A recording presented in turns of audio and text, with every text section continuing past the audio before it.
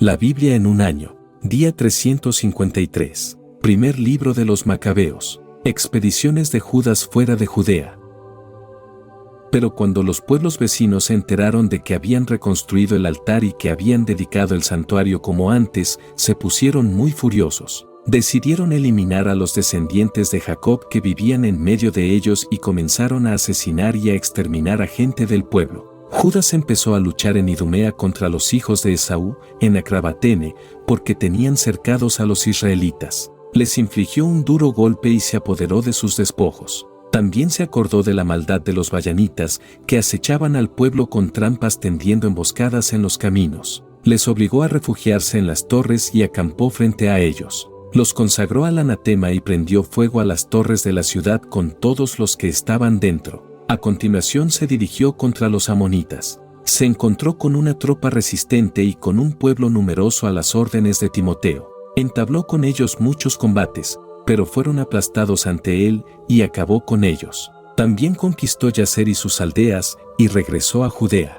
Los gentiles de Galaad se habían aliado para exterminar a los israelitas que vivían en sus territorios. Pero estos se refugiaron en la fortaleza de Datemá y escribieron la siguiente carta a Judas y a sus hermanos: los gentiles que nos rodean se han aliado para exterminarnos. Se disponen a venir para conquistar la fortaleza en la que nos hemos refugiado. El jefe de su ejército es Timoteo, así que ven enseguida a librarnos de sus manos, pues muchos de los nuestros ya han caído. Todos nuestros hermanos que vivían en el territorio de Tobías han muerto, y han sido llevadas cautivas sus mujeres junto con sus hijos y sus bienes. Han perecido allí cerca de 1000 hombres. Todavía estaban leyendo estas palabras cuando se presentaron otros mensajeros de Galilea con las vestiduras rasgadas anunciándoles noticias parecidas y diciendo que los habitantes de Tolemaida, de Tiro, de Sidón y de toda la parte extranjera de Galilea se habían aliado contra ellos para destruirles. Cuando Judas y el pueblo escucharon estas noticias,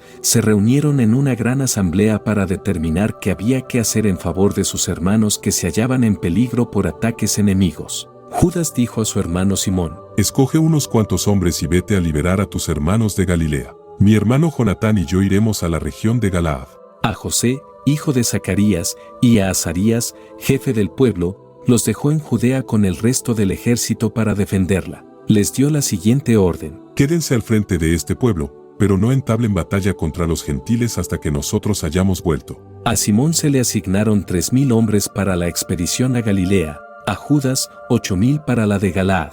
Simón partió para Galilea y entabló muchos combates contra los gentiles, que fueron aplastados ante él. Los persiguió hasta la entrada de Tolemaida. Cayeron cerca de 3000 gentiles y se apoderó de sus despojos. Luego se llevó consigo a los israelitas de Galilea y de Arbata con sus mujeres, sus hijos y todo lo que tenían, y los condujo a Judea con gran alegría. Judas Macabeo y su hermano Jonatán cruzaron el Jordán y caminaron durante 3 días por el desierto. Allí se encontraron con los nabateos, que salieron a su encuentro en son de paz y les refirieron todo lo sucedido a sus hermanos en la región de Galaad, que muchos de ellos habían sido asediados en Bosorá y en Bouse, en Alemá y en Casfo, en Maqued y en Carnaim, ciudades todas ellas grandes y bien fortificadas, que había más asediados en las restantes ciudades de la región de Galaad, que las fortalezas iban a ser atacadas al día siguiente y se apoderarían de todos ellos y los exterminarían en un solo día. Inmediatamente, Judas se dirigió con su ejército por el camino del desierto hacia Bosorá. Conquistó la ciudad pasando a filo de espada a todo varón, se apoderó de todos sus despojos y después la incendió. Durante la noche salió de allí para dirigirse hacia la fortaleza. Cuando se hizo de día, vieron ante sus ojos una innumerable muchedumbre llevando escalas y máquinas para asaltar la fortaleza. Ya habían empezado a atacarles. Judas, al ver que la batalla ya había comenzado y que el clamor de la ciudad, con gran fragor y sonido de trompetas, se alzaba al cielo, dijo a los hombres de su ejército: luchaden hoy en favor de nuestros hermanos. Salieron detrás de ellos en 3 columnas haciendo sonar las trompetas y clamando en oración. Cuando en el ejército de Timoteo se difundió la noticia de que era el Macabeo, huyeron ante él, pero él les infligió un duro golpe y en aquel día cayeron cerca de 8000 hombres de ellos. Después se volvió contra Alemá, la asedió y la conquistó. Mató a todos los varones, la saqueó y después la incendió. Se marchó de allí y se apoderó de Casfo, de Maqued, de Bosor y de las restantes ciudades de Galaad. Tras todos estos sucesos, Timoteo reclutó otro ejército y acampó frente a Rafón, al otro lado del torrente. Judas ordenó reconocer el campamento. Luego le anunciaron: con él se han aliado todos los gentiles de nuestros alrededores, son un ejército muy numeroso. También han pagado a los árabes para que les ayuden, han acampado al otro lado del torrente y están preparados para venir y luchar contra ti. Entonces Judas salió a su encuentro. Y mientras Judas y su ejército se aproximaban al torrente, Timoteo dijo a los jefes de su tropa: si pasa él antes que nosotros, no podremos hacerle frente, porque con toda seguridad nos vencerá. En cambio, si titubea y acampa al otro lado del río, nosotros lo cruzaremos y le venceremos. Cuando Judas llegó a la corriente del agua, dispuso a sus oficiales a lo largo del torrente con esta orden: no permitan que nadie acampe, que todos entren en combate. Él fue el primero en cruzar contra ellos y todo el pueblo le siguió. Todos los gentiles fueron aplastados ante él y tras abandonar las armas huyeron al recinto sagrado de Carnaim. Conquistaron la ciudad e incendiaron el recinto sagrado con todos los que estaban dentro. Y Carnaim fue vencida y no pudo ofrecer más resistencia a Judas. Después, Judas reunió a todos los israelitas que vivían en la región de Galaad, desde el pequeño al grande, con sus mujeres, sus niños y sus bienes, un contingente muy grande, para regresar a la tierra de Judá. Llegaron a Efrón, una ciudad grande y muy bien fortificada que estaba en el camino y que no podían evitar ni a derecha ni a izquierda, tenían que pasar por medio de ella. Pero sus habitantes se encerraron y parapetaron los portones con piedras. Judas les envió la siguiente propuesta de paz: atravesaremos su país solo para poder regresar a nuestra tierra. Nadie les hará daño, solo queremos pasar. Pero como no quisieron abrirle, Judas dio orden de anunciar a todo el ejército que cada uno se situara en posición de ataque en el puesto que ocupaba. Los soldados se prepararon y combatieron contra la ciudad durante todo aquel día y toda la noche, y la ciudad cayó en sus manos. Judas pasó a filo de espada a todos los varones, la arrasó y la saqueó, y atravesó la ciudad pasando por encima de los muertos. Cruzaron el Jordán, hacia la gran llanura que hay frente a Bet-San. Durante todo el camino hasta llegar a la tierra de Judá, Judas reagrupaba a los que se rezagaban y alentaba al pueblo. Alegres y gozosos, subieron al monte Sión para ofrecer holocaustos por haber tenido un feliz regreso sin haber perdido ni a uno solo de los suyos. Derrota de José y Azarías. Durante los días en que Judas y Jonatán estaban en Galaad y su hermano Simón en Galilea frente a Tolemaida, José, hijo de Zacarías, y Azarías, jefes del ejército, tuvieron noticia de esas valerosas hazañas y de las batallas que habían librado, y dijeron: hagámonos también famosos yendo a combatir contra los gentiles que nos rodean. Dieron orden a los que eran de su ejército y se dirigieron a Yamnia, pero Gorgia salió de la ciudad con sus hombres para presentarles batalla. José y Azarías tuvieron que huir y fueron perseguidos hasta la frontera de Judea. Aquel día cayeron cerca de 2000 hombres del pueblo de Israel. El pueblo sufrió esta gran derrota por no haber obedecido a Judas y a sus hermanos, pensando en llevar a cabo valerosas hazañas. Estos no eran del linaje de aquellos valientes a los que les fue dado lograr la salvación de Israel. En cambio, el valiente Judas y sus hermanos fueron muy honrados ante todo Israel y ante todos los pueblos a los que llegaba su fama, y entre aclamaciones se congregaban a su alrededor. Salió Judas junto a sus hermanos a luchar contra los hijos de Esaú en la región meridional. Atacó Hebrón y sus aldeas, destruyó sus fortalezas e incendió las torres de los contornos. Más tarde se puso en marcha hacia el país de los filisteos y atravesó Marisá. Aquel día cayeron en la batalla unos sacerdotes que, queriendo llevar a cabo valerosas hazañas, se lanzaron al combate de forma temeraria. Judas se desvió luego hacia Azoto, tierra de extranjeros, derribó sus altares, incendió las estatuas de sus dioses, saqueó sus ciudades y regresó a tierra de Judá. Muerte de Antíoco IV Epífanes. Mientras el rey Antíoco recorría las regiones septentrionales, se enteró de que en Persia estaba la ciudad de Elimaida, famosa por sus riquezas, por la plata y por el oro, y que tenía un templo riquísimo donde había armaduras de oro, corazas y armas dejadas allí por Alejandro, hijo de Filipo, el rey macedonio que reinó en primer lugar sobre los griegos. Se dirigió allí con la intención de apoderarse de la ciudad y saquearla, pero no pudo porque su plan fue descubierto por sus habitantes, que le presentaron batalla obligándole a huir, y tuvo que marcharse de allí con gran tristeza y regresar a Babilonia. Durante su estancia en Persia llegó un mensajero para comunicarle que las tropas enviadas a tierra de Judá habían tenido que replegarse, que Lisias había ido primero con un poderoso ejército, pero que había tenido que batirse en retirada ante los judíos, que estos se habían reforzado con armas, con tropas y con el ingente botín de los vencidos, que habían destruido la abominación erigida sobre el altar de Jerusalén y que habían fortificado con altos muros el santuario tal como estaba. Antes Ibet Sur, ahora ciudad suya. Cuando el rey escuchó estas noticias, quedó atónito, preso de una gran conmoción.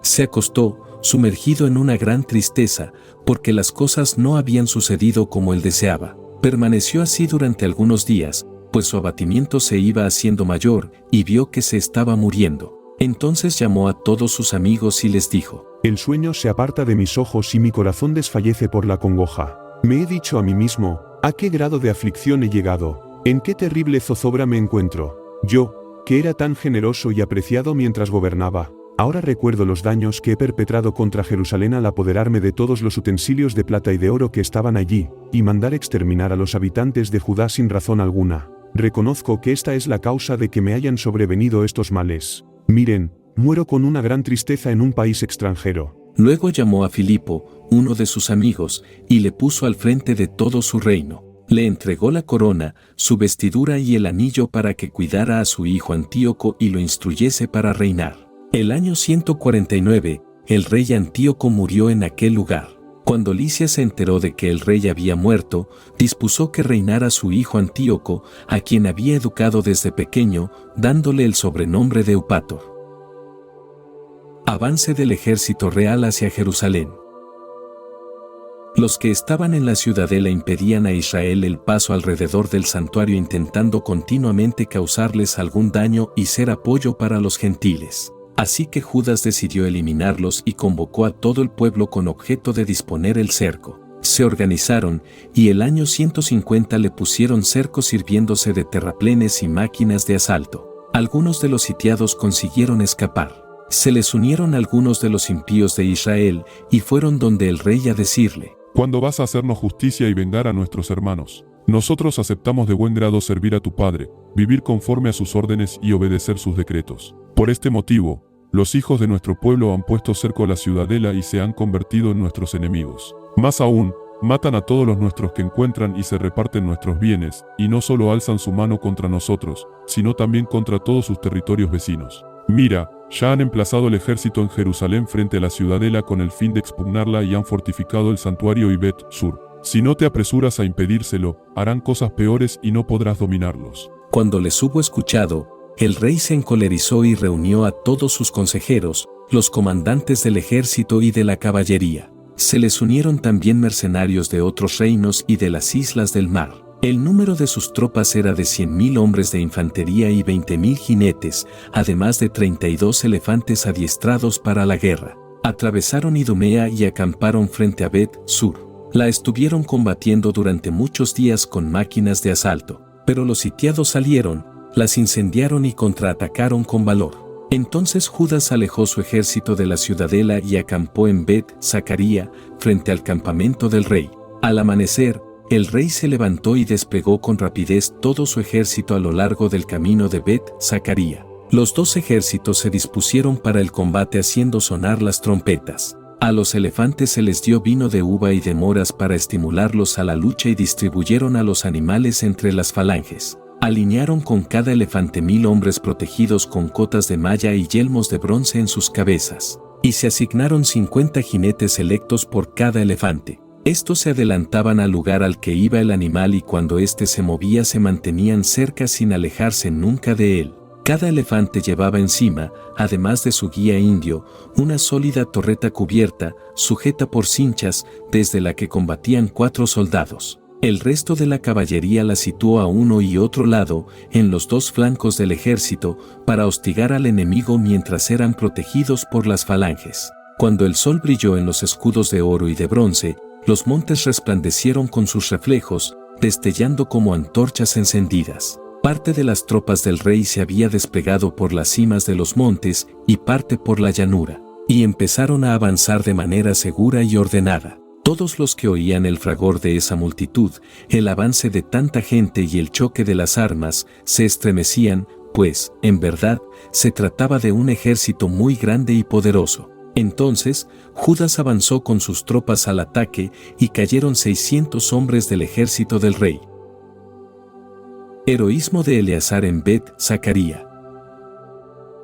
Eleazar, de sobrenombre Abarán, vio que uno de los elefantes estaba protegido con corazas reales y que sobresalía sobre todos los demás animales, y pensó que allí estaría el rey.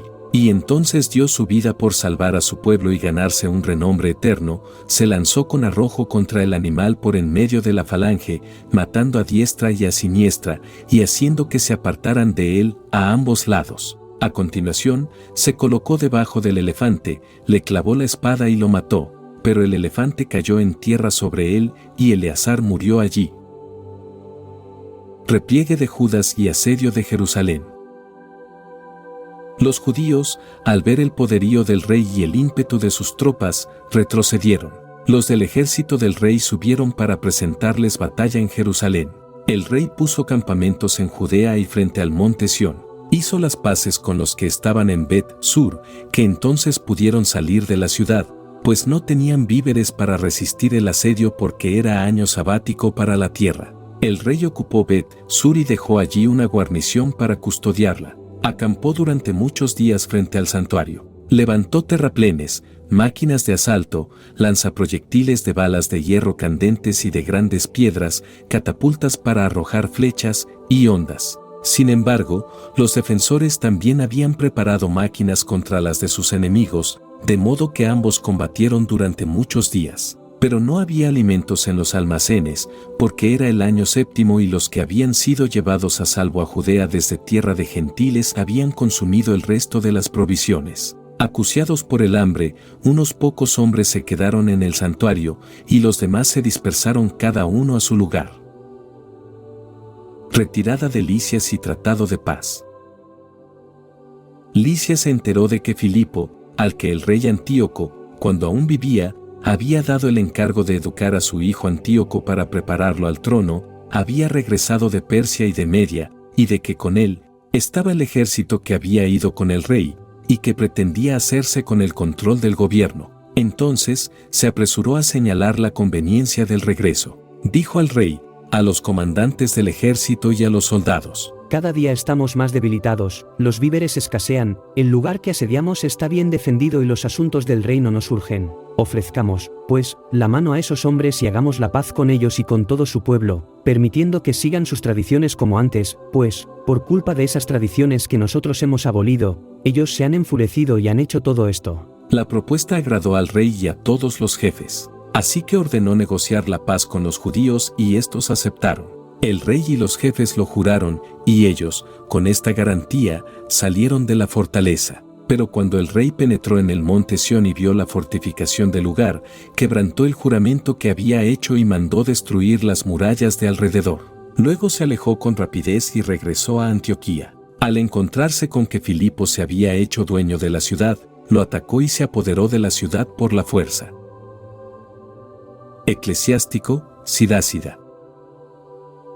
En cambio, quien se entrega al temor de Dios, y medita en la ley del Altísimo, indaga la sabiduría de todos los antiguos, y se dedica al estudio de las profecías, conserva las explicaciones de los hombres célebres, y penetra en las agudezas de las parábolas, investiga el sentido escondido de los proverbios, y se ocupa de los enigmas de las parábolas. Entre los grandes presta su servicio, y está presente ante los príncipes, viaja por países extranjeros, y adquiere experiencia del bien y del mal de los hombres. Muy de mañana dirige su corazón al Señor que lo creó, y suplica ante el Altísimo, abre su boca para rezar, e implora por sus propios pecados. Si el Señor, el grande, lo quiere, será colmado de espíritu de inteligencia, como lluvia esparcirá las palabras de su sabiduría, y en la oración alabará al Señor. Enderezará su consejo y su ciencia, y meditará en sus misterios. Hará brillar la doctrina de su enseñanza, y se gloriará en la ley de la alianza del Señor. Muchos alabarán su inteligencia, que no será olvidada por siglos, no desaparecerá su recuerdo y su nombre perdurará de generación en generación. Las naciones proclamarán su sabiduría, y la asamblea pronunciará su elogio. Si vive mucho, su nombre será notorio entre mil, y si muere pronto, ya habrá hecho bastante. Grandeza de Dios Creador.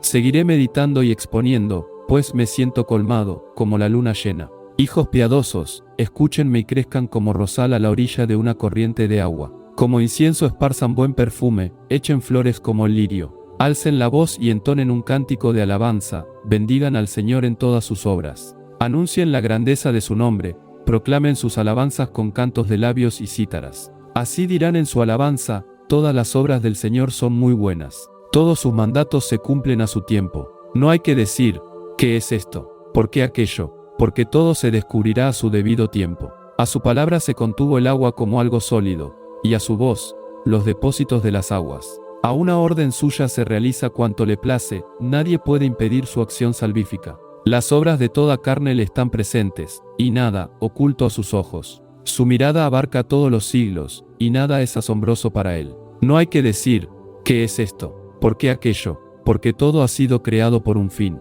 Su bendición se desborda como un río, y riega la tierra como una crecida. Así, las naciones que no le buscaron heredarán su ira, lo mismo que transformó las aguas en salinas. Sus caminos son rectos para los santos, pero llenos de tropiezos para los pecadores. Los bienes para los buenos fueron creados desde el principio, lo mismo que los bienes y los males para los pecadores. Las cosas más necesarias para la vida humana son agua, fuego, hierro, sal, leche, harina de trigo y miel, zumo de uva, aceite y vestidos. Todas estas cosas son buenas para los piadosos, pero se convierten en malas para los impíos y pecadores. Hay vientos que fueron creados para castigo, y en su furia endureció en los azotes, al tiempo final, desencadenarán la violencia, y aplacarán el furor del que los creó. Fuego, granizo, hambre y muerte, todas ellas fueron cosas creadas para castigo. Dientes de fieras, escorpiones, serpientes y espadas vengadoras, para perdición de los impíos. A sus órdenes se regocijarán y están dispuestos en la tierra para lo que haga falta.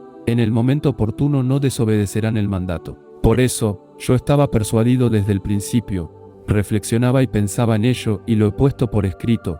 Todas las obras del Señor son buenas, Él proveerá todo a su debido tiempo. No hay que decir, esto es peor que aquello, pues en su momento todo será valorado. Ahora, de todo corazón y con la boca, entonen cánticos bendiciendo el nombre del Señor. Apocalipsis, el pequeño libro dado a comer al vidente. Y vi a otro ángel poderoso descender del cielo, envuelto en una nube, con el arco iris sobre su cabeza. Su rostro era como el sol, y sus pies como columnas de fuego. En la mano tenía un pequeño libro abierto. Puso el pie derecho sobre el mar y el izquierdo sobre la tierra y gritó con voz fuerte, como el rugido del león. Cuando gritó, los 7 truenos hicieron oír sus propias voces. Al hablar los 7 truenos, me disponía a escribir, pero oí una voz del cielo que decía: Sella lo que han dicho los 7 truenos, no lo escribas. Y el ángel que vi de pie sobre el mar y sobre la tierra levantó la mano derecha hacia el cielo y juró por el que vive por los siglos de los siglos, el que creó el cielo y cuanto hay en él, la tierra y cuanto hay en ella, y el mar y cuanto hay en él. Ya no habrá más tiempo, sino que en los días en que se oiga la voz del 7º ángel, cuando empiece a tocar la trompeta, se consumará el misterio de Dios, tal y como se lo anunció a sus siervos, los profetas. Entonces la voz que había oído del cielo me habló de nuevo. Ve y toma el libro abierto de la mano del ángel que está de pie sobre el mar y sobre la tierra. Me acerqué al ángel y le dije que me diera el pequeño libro. Él me contestó: Toma y devóralo, te amargará las entrañas, pero en tu boca será dulce como la miel. Tomé el pequeño libro de la mano del ángel y lo devoré. En mi boca fue dulce como la miel, pero cuando lo comí se me amargaron las entrañas. Entonces me dijeron: Es necesario que profetices de nuevo contra muchos pueblos, naciones, lenguas y reyes.